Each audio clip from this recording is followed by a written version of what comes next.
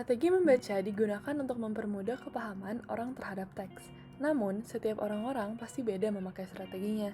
Manfaat dari menggunakan strategi membaca juga banyak. Salah satunya adalah memudahkan untuk memahami inti bacaan yang dibaca.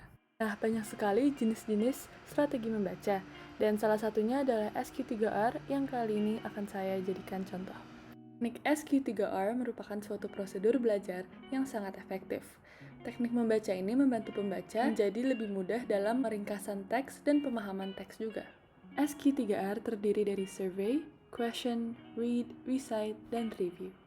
Nah, untuk pembacaan teks, artikel yang saya pilih membahas topik mengenai teori evolusi Darwin dan benarkah manusia berasal dari kera.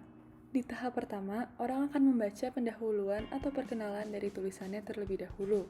Jadi hanya membaca seperti daftar isi, ringkasan, subheading, dan lain-lain. Di survei, pembaca akan membaca yang dibutuhkan saja. Kemudian, setelah membaca singkat, saya menulis kembali poin-poin yang memang utama yang akan dibahas oleh artikel ini. Seperti di sini saya menulis mengenai kita tahu bahwa ini akan menjadi kontroversi dan teori evolusi Charles Darwin. Jadi paragraf itu membahas mengenai asal-usul organisme dan kepercayaan orang-orang. Tahap kedua adalah question, di mana pembaca membuat pertanyaan-pertanyaan mengenai topik yang sudah dibaca. Pertanyaan-pertanyaan ini bisa dalam bentuk 5W1H dan dapat mempermudah pengertian pembaca mengenai isi teks yang dia masih bingung.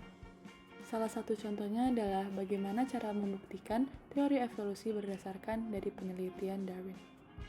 Tahap ketiga dan 4 adalah read and recite. Tahap di mana pembaca mulai membaca buku setelah melakukan 2 tahap sebelumnya.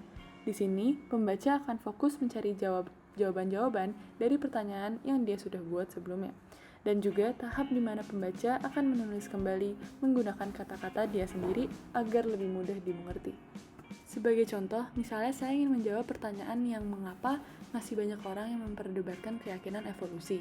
Nah, di sini saya akan mencari bagian yang subheadingnya membahas kera agar dapat menemukan jawaban lebih cepat. Dari melakukan hal ini, ada juga loh namanya teknik 4S yang terdiri dari scanning, skimming, selecting, dan skipping.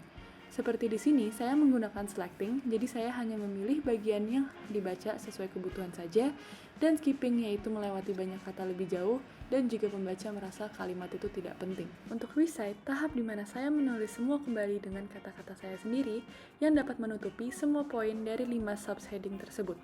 Tahap terakhir adalah review, di mana saya mengulas kembali semua hal yang sudah saya baca, dan semua dibaca ulang lagi agar dapat merangkum teksnya dan memastikan saya benar-benar mengerti.